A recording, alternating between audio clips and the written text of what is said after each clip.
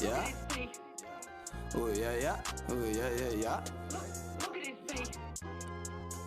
Hey, Buzz, look. Yo, the ones that hate me the most are just like me. I already know what that mean. Been a dope fiend since 14. Up a Skokie, low key, hit a coke key for the weed and he get that. No, we send that. Tyson ain't green, flex on that beat. The lady is seated, I'm pushing them all to the edge of they see it, so send her to me. What is good, Gin and Tonic family? Welcome everybody else. We are on to the third episode of Chat with CAS. We got a special guest today. We have our man Books the Rapper, straight out of Chi-Town. What's going on, man? Hey, thank you very much.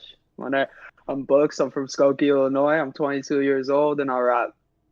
Hey, I like Appreciate it. Just you get having right me. to it. He's got his points out. He's ready to put them down for you.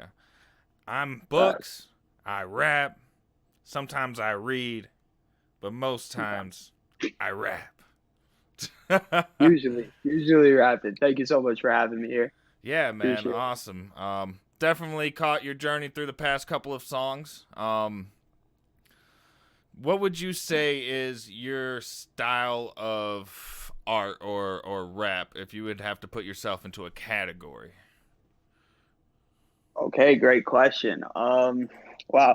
So I actually don't necessarily think my music fits into like any particular box or anything that is entirely like has been replicated or something that is being replicated. I would say I'm like a product of a lot of the influences I have in my music. So I would say some of my primary influences include like Chance the Rapper. I would say most specifically, he's influenced a lot of my delivery. That tape Acid Rap came out while I was in high school and completely like made my whole high school experience.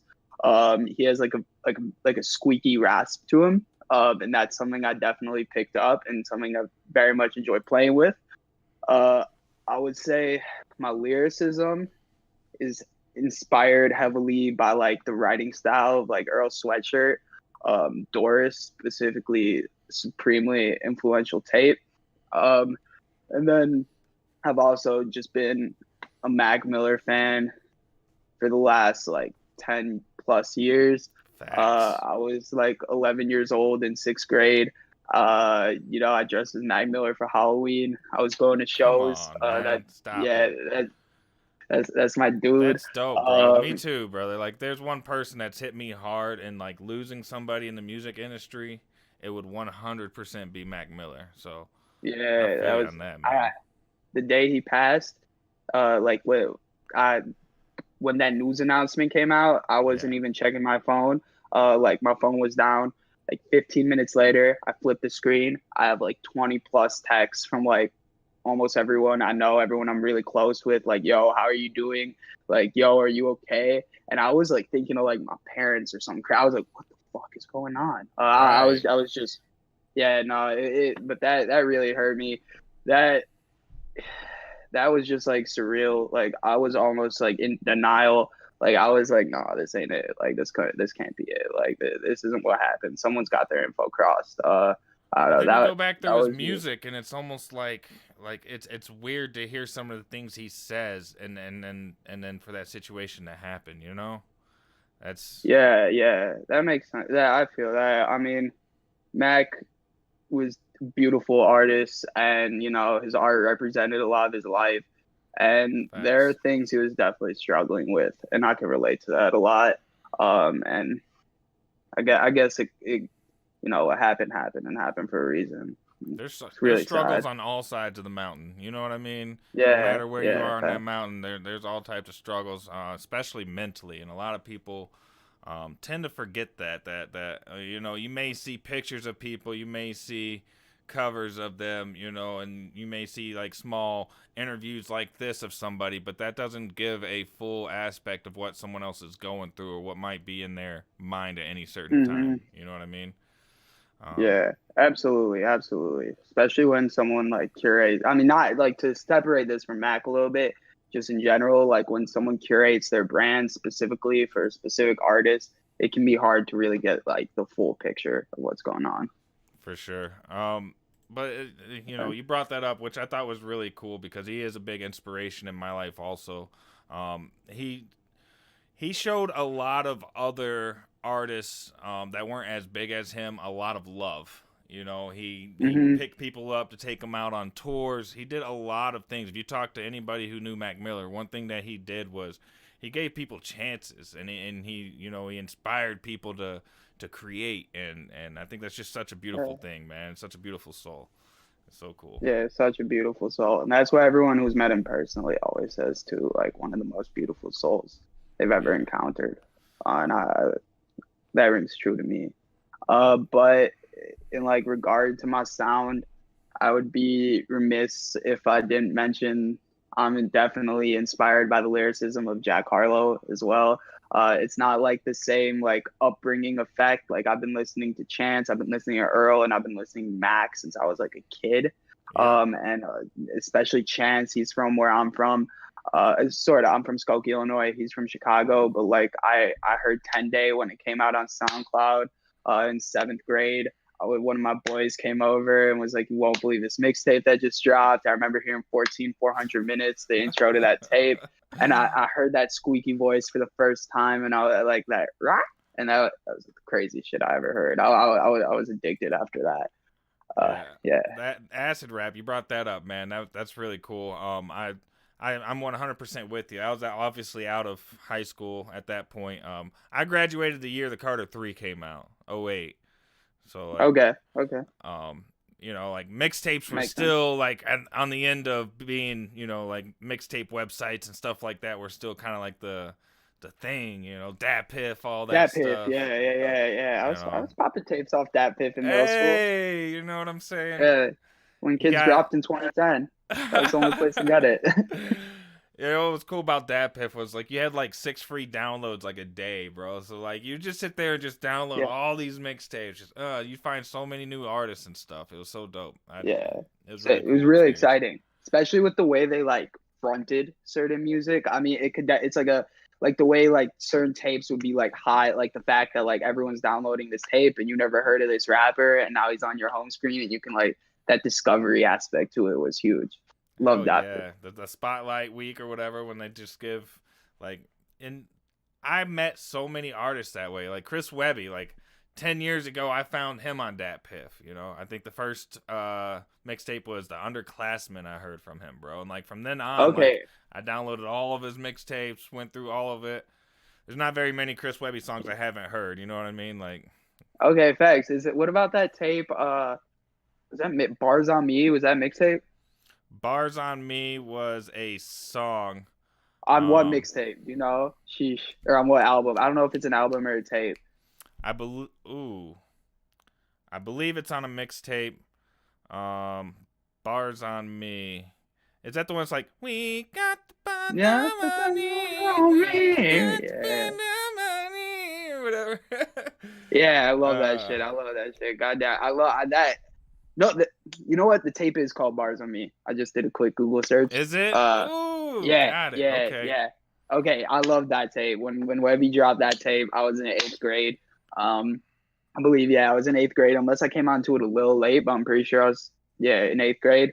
And I was on this winter break Florida vacation, and I had that. I only listened to that tape that vacation. That was a beautiful experience. Shout out Webby on that. That's just Yeah, gold. man. He's a creative soul too, and he gives a Yeah. lot of people opportunities, and you know, to see that type of grind, like that man said no to anything that came towards him, or he got blacklisted from everything, you know, and it was just still, you know what, it's on me. Let's figure this out. You know, this doesn't work. Let's take this route. But to be like your own manager, your own artist, your own everything in the process, you know, it is backbreaking, but to see some of these bigger artists finally start breaking out, you know, Tom McDonald, Hmm. Upchurch, you have these independent artists that are hitting charts, that are making numbers that, you know, you wouldn't have seen 5-10 years ago in the industry. And I think it really Facts. gives a lot of us hope in that aspect, you know. In regard to that too, I believe Dax just went top 10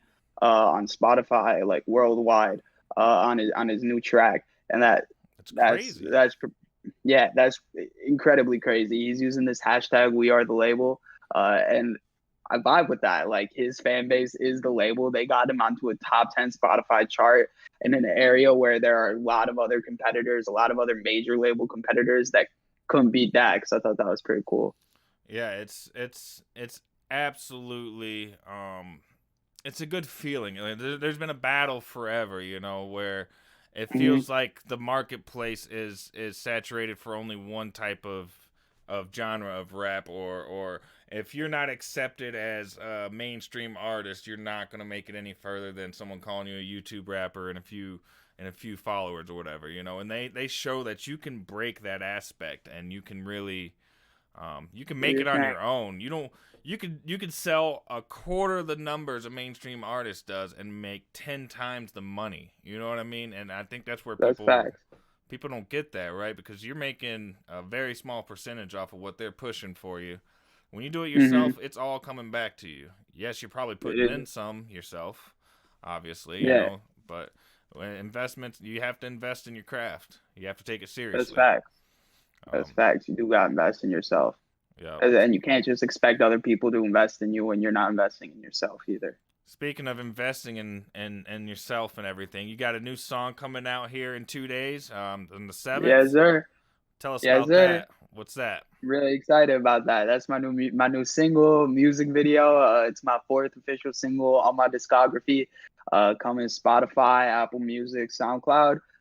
It's called TikTok, Instagram stories, a few specific places I'm distributing. However, it's called Groove. It drops January 8th. It's produced by my guy Background. And I recorded it out here in Chicago at Classic Studios, mixed and mastered by my boy Don.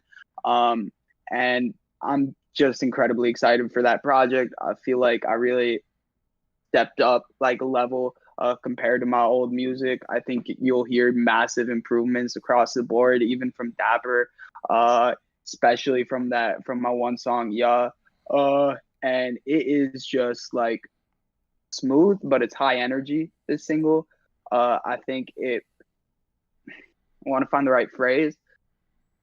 The energy of the single, I would say, is kind of like a pregame. Like you're about to go somewhere, you're about to ride around town, you're chilling with your friends, y'all are about to make a move, and you're hyping yourselves up. And that's the song. It's the vibe. It's the before you walk out. It's the yeah. I feel you. Okay. Yeah. So we've been going crazy on it. I did a pretty extensive like pre-save campaign, where basically anyone who pre-saved the track, is receiving free book stickers in the mail and a handwritten thank you note. I've been writing thank you notes for the last like 2-3 days, like almost all day when I'm not doing dumb schoolwork. Like over 150 right now, and it's just incredibly exciting to see like that support out of the community. Oh yeah, amazing. Dude. Love the community. We're gonna pin the top comment. That'll be the save link for the Spotify for books for this song. So if you're checking this out on the day that it drops or you're at the premiere, make sure you do click on the pinned comment. It will take you to save or pre-save the actual song. And if you're watching this afterwards, the pinned comment will actually be to the music video on YouTube, and from there you'll be able to get to his channel and be able to check out his Spotify and everything else from there. And if you happen to pre-save in time, if you happen to be here on this video in time, pre-save it before Groove drops, go to Twitter, hit my DMs, and I owe you some free stickers and a thank you note, so make sure you collect.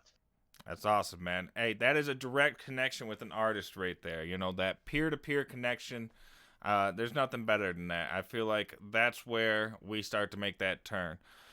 So speaking of that, let's go ahead and send off to a clip of the song. I'm excited to hear what we got. He brought a little clip for us, a little taste for what you guys are going to hear tomorrow. So we're going to head off to that, and we'll see you here in just a second. Let it know, let it go. Feeling smothered like some tentacles. Missing in the evening, go from ghost to straight to sex. And y'all send me those no shit. 3 a.m. most shit. You up, oh fuck, baby come through quick. She come through quick. Pussy hella tight and it made me come too quick. But I ain't embarrassed, I know she loved you dick. Had herself a boyfriend but she changing that to 2 cents. Oh shit. Awesome, man. So that was dope. I'm glad that's coming out. Everyone's gonna get to hear it. I've heard a little snippet of it a little early. You guys just got a little snippet of it early, so make sure you go smash that pre-save down there in the link, and make sure you go check out the video when it drops. If you haven't, make sure you go subscribe to his channel. Go over to all of his songs, check them out, man. They're all dope. They give you a good vibe. You can definitely hear the influence that you said earlier. You can definitely hear that come out in your music. It doesn't seem like you take everything super serious. It's not like I got this purpose and I'm gonna express that here. You know what I mean? It's more of like you feel like you have fun with what you do. Yeah, exactly. I concur with that. I think making art for me is like not only about like the fun, but it's just kind of like about capturing who I am and my lifestyle, and like hoping other people relate to that, hoping other people look up to that, and I keep it a buck. Like, unfortunately, I am addicted to nicotine. I mentioned that in my music, and like I also keep it a buck when I say like on a track dropping with Dwayne in a few weeks. My verse already came out because of the contest situation, but I say I don't condone addiction. No, it's shitty, but I'm his dopest victim. Like I just try and tell my story and express my story, and hope, as I said, people relate. But another big thing as to why I want to do music is because I have so much fun with it, and I've realized in my life I don't have this much fun or find this much fulfillment in anything else other than the music I'm making. So that's what I want to do for a living. Nothing would make me happier than being able to wake up every morning, hit a studio, and call that work. That sounds That's like a dream and a half to me. To leave the 9 to 5 and to only be relying on your creativity. There's a lot of pressure in that too, even building this channel and my future aspects. I'd love for my daytime job to not be in the way, and I feel like I could do so much if it wasn't in the way, but there is that certain times you have to take that leap. I know that time's gonna come for me too, that if I want to take what I do seriously, whether it's in music, reactions, interviews, just entertainment and in general, you have to make that leap for that time for it to do its thing. You have to decide it. No one else can decide that for you. I think a lot of artists that become successful, it's the first hardest thing they did was take that leap and quit their job or school or use that as motivation to get away from it. Absolutely. And I mean, like, I'm finishing out my degree. I'm an economics major, minoring in business of entertainment. I'm certainly doing that. That certainly doesn't provide me with the fulfillment making music does. And I do believe I'm graduating this year, and upon graduation, I will have a 9 to 5 job. That's okay. And absolutely, you have to support yourself. I think you have to support yourself, and like that leap is gonna happen at a time when I'm convinced that the music is supporting me. Yep. And it's not going to be easy. Like there's going to be plenty of times where you're like, should I do it? Should I do it? Should I do it? But like even for me, I have a family to provide for. So that if I'm not working a 9 to 5, there's no for sure that check's coming in to pay for rent, to pay for other things. So you make that leap, you better get on your grind or figure something out. So that's absolutely it. I have 5 months till graduation. And we're awesome, going crazy these next 5 months. The next 7 months, we got the summer too, but we're doing everything we can to make this shit happen. Hell yeah. So how have you taken your school approach? Obviously, people don't say that they enjoy school, but it sounds like what you're getting a couple of degrees in will help you in your creativity and in your art. Even though it's not fun to do, it definitely sounds important for the end goal. You know what I'm saying? Absolutely, yeah. So in regard to my school, I'm also a political science minor, and I think my economics and my political science education are just like useful things to know as like a functioning member of society, and to make informed decisions and like vote in an informed manner, and also like seek larger change on a societal level. And that's something like in my grand vision of things, like I do want to implement the change that I believe needs to be there in the world. And I'm really happy about that. At a more practical level, my economics education has definitely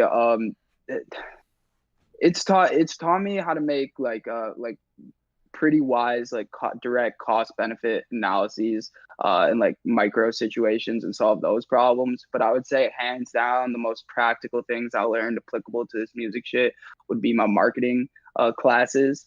Facts. Those have taught me a lot, from like building and maintaining a consistent brand to understanding like influencer marketing, to figuring out like where you should effectively spend your money as someone who's managing a promo budget.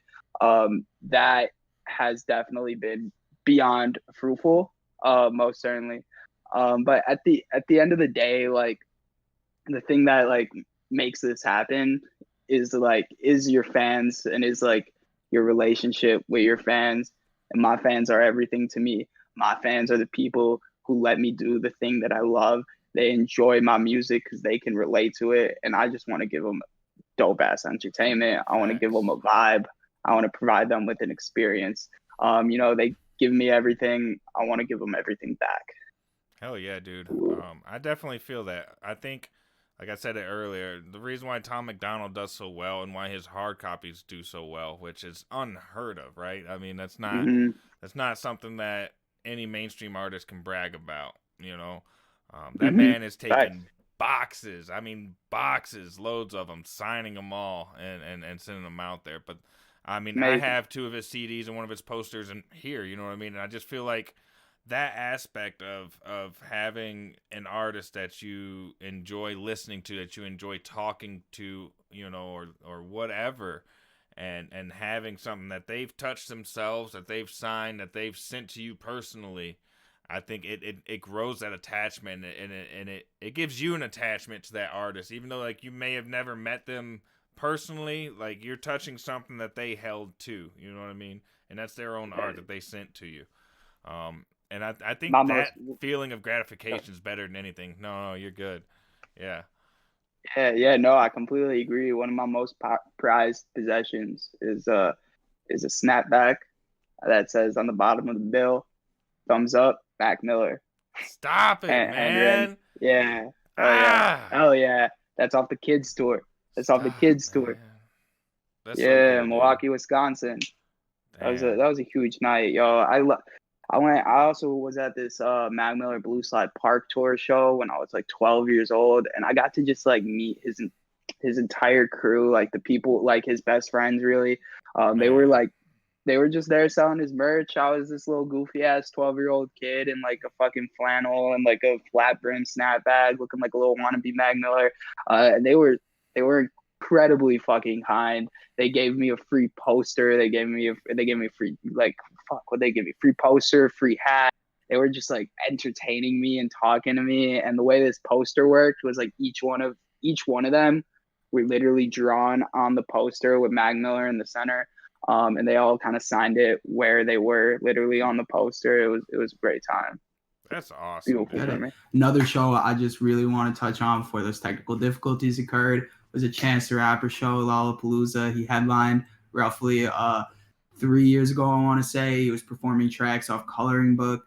Um, I showed up to that specific venue within Lollapalooza for some alt rock band that was performing before Chance. Never heard of them before. Got there a little early. Kept pushing forward.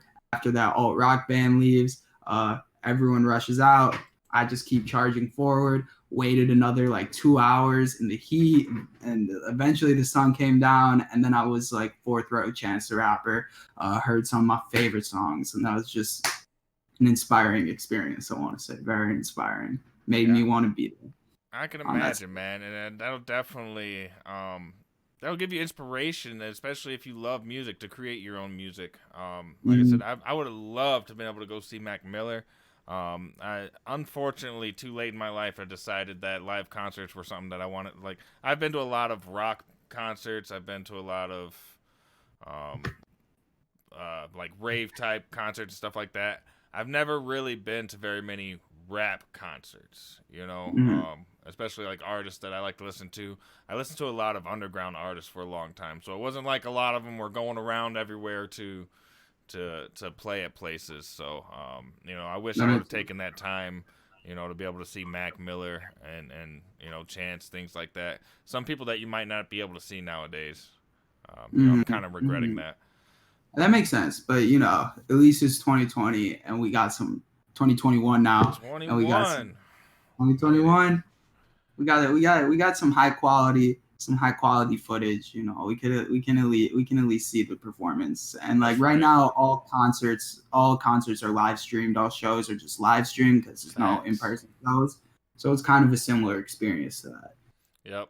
If entertainment's your thing, you've definitely had a big boost on your socials and things like that. Obviously, people aren't, which is weird. People aren't watching some of the same programs they used to watch. You know, like a lot of sports are way down in popularity right now, and even myself, like I'm a huge college sports fan, and Mhm. I didn't watch much football. I didn't watch much basketball this year, and you know, it's just weird that I'm usually like 100% into it, and I don't know if it's just me personally working so much this year on my own stuff, or if it's just collectively everyone being home that they've found other avenues to keep their time busy. You know? I bet it's more so that latter thing you stated, like people like being home so much are seeking ways of like entertaining themselves or creating. I'm so sorry. Oh, you can Uh, barely hear it. You're fine. word. People, but you know, I would completely concur that I think it's like it. There probably is a decline, and maybe that'll come back or bounce back once things start to open back up in person and such. Yeah.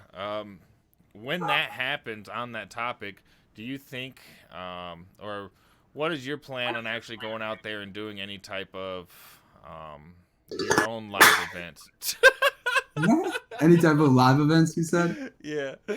I dropped the candle with Cray. No, you're good. So that's a great question. I want to open for as many dudes as possible right now at this stage of my career. I've opened for High Res. I've opened for Emilio Rojas. Great, amazing Two dope experience. artists, yeah. And last year, I was supposed to open for Justin Stone in St. Louis, and then that show unfortunately got canceled. And you know that's just the way of the world. Everything's getting canceled. So it felt like I was catching this wave of being able to open for people, and And then it then kind all of of a crashed. sudden, yeah, Yeah, nothing because there's no, no events going on. Period. Anyway, so no, yeah, and so that's like right off the bat. That's gonna be what I'm hoping for, what I'm pushing for. I'm gonna want to try and seek opening positions here in Chicago, back where I go to school in St. Louis, and grind my thing, like grind my show that I way. think being out there physically in front of people is the 100% best way of growing. Yes, If you yes, hear most stories of any band that kind of made success, most of it's like, oh, we packed in our little van that we had all of our stuff and started, you know, playing at bars in, you know, 3 different states. And then it was 4 different states. And then it was, you know, yeah. 5, 6. We're going to work ourselves across the country. And, you know, it's a grind like that. I So, can I completely concur. Also, just being in a live show situation, especially like opening for someone and having other openers, is like yeah. one of the best ways to meet people who share your passions and do what you want to do with your life. And not only that, it's like they're usually Networking, man. some very talented people. What'd you say? Sorry. Networking. You're Yeah, networking, you know. network. You There's this nail that freaking, you nail it out there for them, you know what I'm saying? You get that good set. Because a lot of times when you're doing an opening, you're not going to have everybody there yet or whatever, you know, the situation might be. But definitely whoever's the main artist of the show will know whether you killed it or you know yeah, you slapped face out there because that sets the tone for them when they come out. You know, if you're yeah. kind of booty coming out there, some hype man's got to come out there and hype that crowd back up before the main event comes out. You know, like hey, Hey, give it up for Bucks. Yeah, you know. No, I completely feel you. In Chicago in December when I opened for Rez, actually, I met this group, this group of 3 rappers. They're named Loudmouth. They come out of Crown Point, Indiana, and that was an absolutely like phenomenal experience and such like a fruitful thing from that show specifically. The fact that that's how I met Loudmouth, and then come like 4 months later, I'm driving out to their house in Indiana. I'm recording music at their spot. We're chilling, we're doing our thing. We have like like a handful of songs in progress together. Who knows if they're gonna drop? I certainly don't. But we're just doing what we love, and we're getting better together, which is fucking awesome. Yeah, it's amazing. That's a weird thing with music. You'll do music with a lot of people or talk with a lot of people about doing music, and half time you never know if that song's ever gonna reach the light of day when you do something with someone, especially when it's not your song. That's facts. It is what it is. Someone may make something and they may think that that's like perfect, and then a few weeks later they're like, man, I didn't like my verse for it or whatever. I haven't ran too much into it, but this yeah, no, happened. go ahead. Yeah. Like sometimes it's just like there's so many. I have like you can have so many moving parts, like so many projects you're working on at once. Like for another artist, like if I put a feature on their song, they might have like 3 singles they have in their drop plans already. So that 4th song can feel like kind of forgotten about, which I completely like understand, and I've done myself. Like like when, especially when you're always like when you're young and you're always improving. Like I feel like every single I drop, I'm at a different level with my craft. And it's tough if I made a song like, a year and a half ago and like we didn't do anything with it, but it's been a year and a half. Like it used to be like, oh, maybe we'll drop that later. But all of a sudden I hear it and I'm like, I'm way better than this. Why would I? This isn't a reflection of my ability. Why would I put this out? I got a lot of stuff like that right now. I had 2 features that I sat on for like almost a year that I had other people do. And the only reason why I sat on them was at the time I'm like, these are good songs. I wish I want to wait till we have more momentum to drop them. And then like it comes down like a few months later, I'm like, man, I feel like I'm better than what's on this. Like it's a complete opposite change. We're talking about this, so I'm gonna just say it. King Blitz, I love you, and I'm sorry I never dropped that song, man. I'm so sorry I never dropped that song, dog. It happens, and at this point, unfortunately, I feel like that song's at like a different level than where I'm at now. Still fuck with that hook, so you might hear it out with a new verse, but still, my sincerest apologies. This just turned into Confessions with CAS. King Blitz, also another dope reactor artist on YouTube. Go make sure you subscribe, check him out. He's got awesome music. That man's got flows from heavens. He's a man. But hey, but like you said, you feel like you're on a different level right now. That doesn't mean that you can't switch up some things on that and drop it as some heat. You know what I mean? Exactly. And as I said, I fuck with the hook. Like I fuck with the hook. Maybe I'll keep the hook and do something else. And maybe Blitz will hear it and be like, "Don't put that out. I'm way better than that." And I'll be like, you said it to him like, "Hey, remember this?" He's like, we all get like that as artists because you listen to something 100 times after a while. Like by the time you release your own song, you're sick of it, man. You know what I mean? Oh my god, that's the worst. That's how I feel you, and that's actually one of the worst. Like it's just a shame. Like I wish I could promote yourself after you drop it. It's hard to promote yourself after you drop the song when you've heard it so many times. You gotta still get excited for it. You know what I mean? But you gotta build yourself up. It's just, and like especially when you like re-listen to your music over and over, like because like especially when I'm checking the mix and stuff, and like I'm texting my dude like I want this ad lib here, I don't like that thing. Eventually, like I hear every nuanced little thing I want different. And there's only so much you can do. Like there's like we only have so many takes. So if I don't like the way I said a certain word and I text him that, he might not be able to do anything about that. And like now every time I hear that song, I hear that word and I'm like trash. It's just like one R through the whole thing, and like nobody else hears it, but it gets to there, and you're like, ruin the whole verse. Why couldn't I just do that one syllable? Literally, not even playing. Yes. Every song I can point to a specific. I could literally point to a specific syllable where I'd be like, "Fuck that!" Like, Facts, hate dude. that. Like that being said, I'm still very confident in my craft. I'm very confident in the music I've put out. I think it's a vibe. I think that shit dope.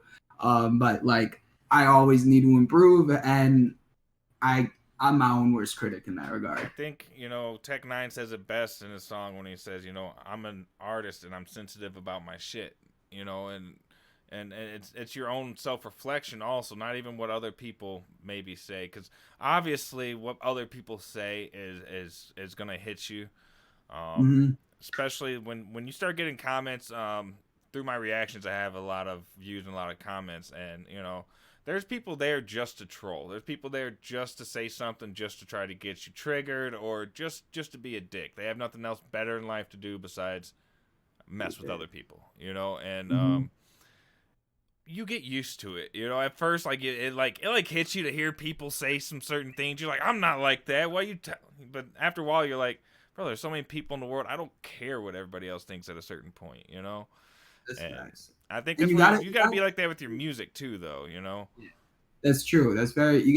I like to pick and choose like who's. I mean, that sounds a little off, but like really though, like you can't take everyone's criticism with the same weight. Like you won't function if you do. Like that's impossible. And you have to like pick and choose people like who you're like when they say something I should be doing differently. Like when they say like they don't like this, like they think I can improve here. Like I trust that. There's certain people who I hear rap and I'm like, I can't rap like that. Like I can't do that. Like that's incredible. And when those people tell me to do something different, when they tell me to improve on this area, I take that shit seriously. Facts, dude. There's people that tell you something that may be the most important thing you've ever heard for your craft, and there's other people that don't really understand, what makes music. There's people who think like the beat, like what. Like like there's people who like no matter what kind of song I make, they will never enjoy my voice. They will never find my voice something they like to listen to, and that's okay. I'm not going to change my voice for them because I know there's all these other people who are vibing with my craft. Not only that, I use the voice I want because it's my art. I'm making art, Right. I'm reflecting myself. Exactly. In the end of the day, it is for you, and if anybody else can relate to it, it makes it worth it. That's how I see it. You know what I mean? It's always worth it to yourself, but to anybody else that can relate and put their own life situation on it, that's just extra credit, man. That's like, it's a good feeling. It is a great feeling. It's a great feeling when people. There's one cat. You know how on SoundCloud you can see like individual usernames who listen to your music. There's one cat who listened to my song 1,000 times in the last 365 days, literally over 1,000 times. Like that shit means so much in my heart. Like they listen at least like 3-4 times. That man finds motivation out of your song that you made. You know what I mean? Yeah, that's crazy. That's what I want to make music for people whose lives are better because they heard what they heard. Facts, man. There's a lot of things in music nowadays that are misleading, and we see it a lot. Even in mainstream, it seems like there's an edginess that seems to take a trend to, whatever popular drug, alcohol, you name it. We're all, I can't say we all, but there's a lot of musicians, artists. We all experience, different things in our lives. We all try things. I smoke my occasional weed. People do their things, and we've all tried different substances in general. But I think there's a difference between experimenting with things and, directly motivating people to do things. Yeah, I completely concur. And it's such a fine line. It really is such a fine, because like there, part of my story would be like like things I've done that aren't great for me. Like that's part of my story, as part of who I am, and I'm trying to learn from those things. At the same time, like I want to tell that story but I don't want to necessarily direct people that way. You know what I mean? It's such a dicey fine line. Like when you're talking about drinking alcohol, like when I'm talking about that drink, like I don't. I mean, it's what I do sometimes, and that's part of like my nights, and like that's also part of the energy of what me and my friends do. At the same time, it's always important to like remember who your audience is, remember there are impressionable people out there, and like to like try and make sure they know those things aren't being glorified. They're just it's like what we do. Right. It's so like again, like going back to that line on that Dwayne verse, like that verse I dropped on Dwayne Jackson's song. It's literally one of the best verses of my life. Y'all should all check out Like That by Dwayne Jackson, dropping January 22nd, I want to say. But I believe it went notice my throat is itching so persistent, that's for show to nix it. I don't condone addiction, no, it's shitty, but I'm as dope as victim. Like so like that was my best effort at trying to put like the cards on the table, because even in this music video that's dropping January 8th, you're gonna see me ripping what I call a Nick stick. It's a vape. However, like, and that's part of who I am. It's part of what I do, and like that's part of like my concerns in this world, part of the things that go through my head, and that's gonna be reflected in my art. But I also want to make it clear, like within my brand and within my music, like this is not ideal. Like you don't want to learn from this, but if you can relate to it, like please enjoy my music. Learn from my mistakes, not your own. You know, like I 100% get it. Like I said, there's a lot of us that experiment, and there's a lot of people that use it for creativity or whatever, you know, and you just got to make sure that the understanding is it's not being promoted to be used and abused. Mm-hmm. You know, that's absolutely facts. I've had my dibbles and dabbles and all types of things. You know what I'm saying? But I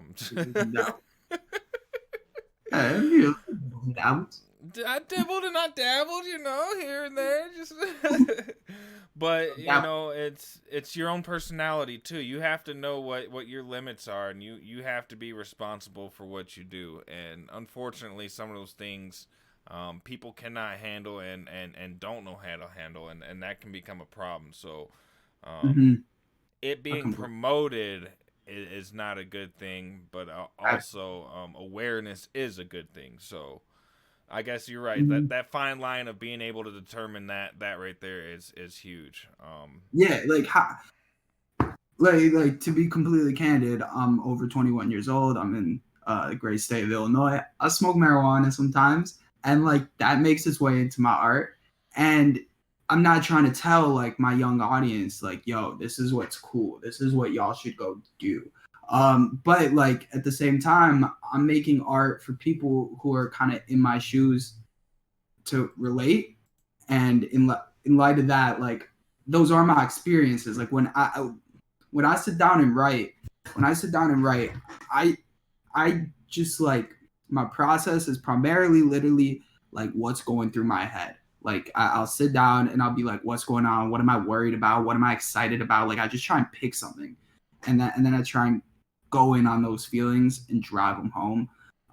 And if whatever that is, like if my feelings like happen to mention a substance like nicotine, then that's going to be on the page.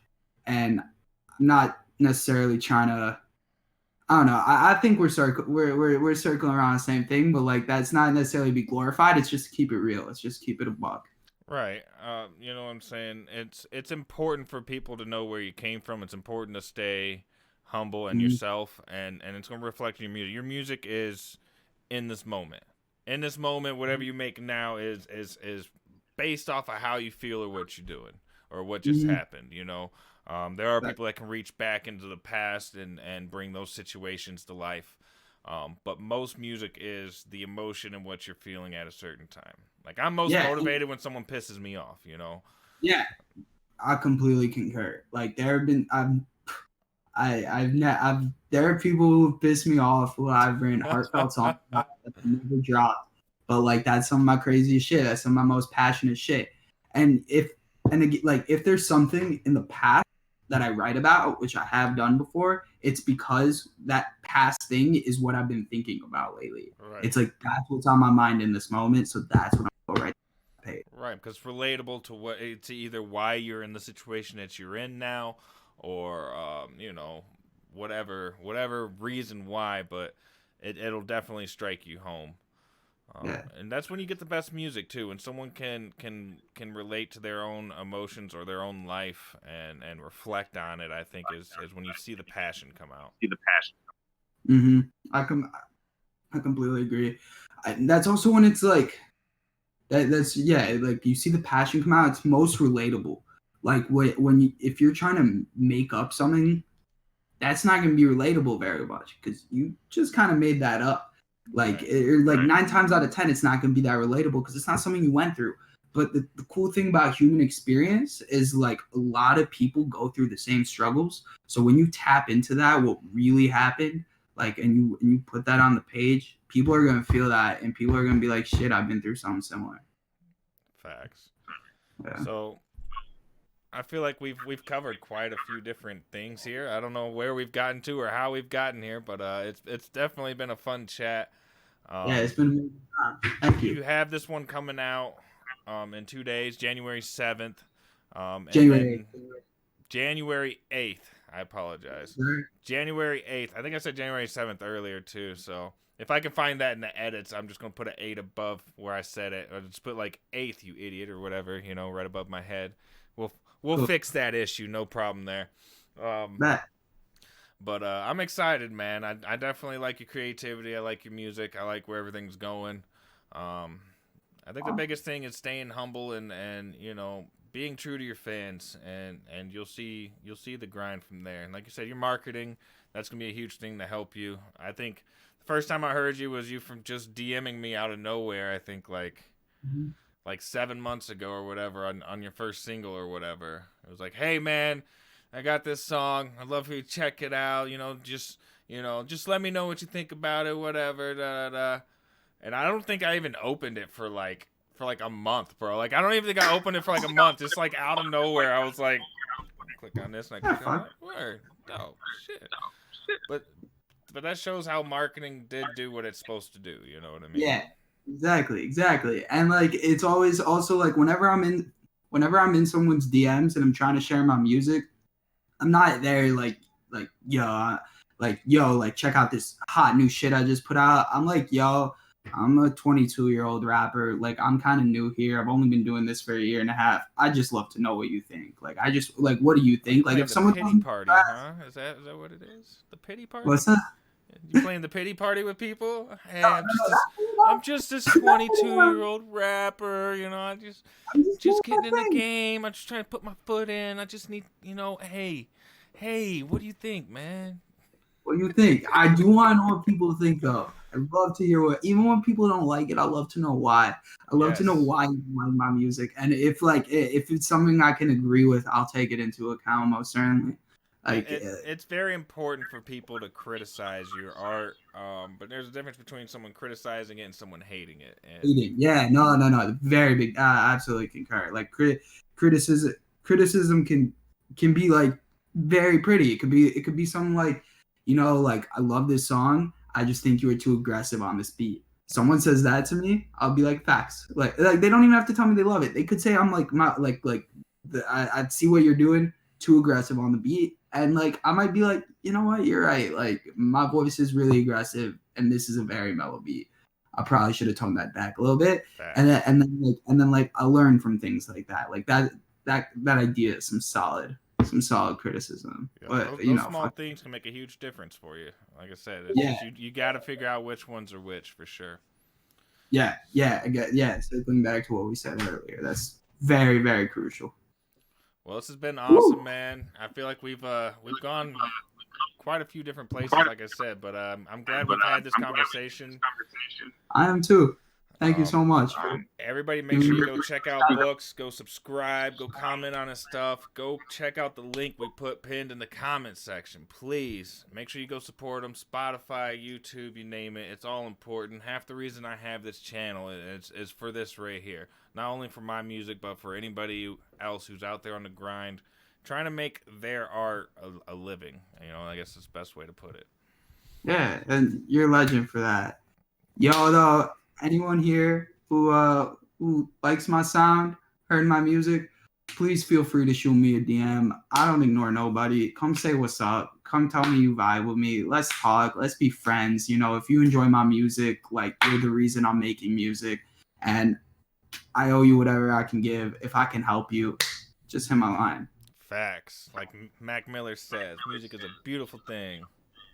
Music is a beautiful thing. And it connects so many people all over the world, man. It's awesome. Yeah. It's more than music. It's lifestyle, it's creativity, it's art, it's a way of life, it's expression.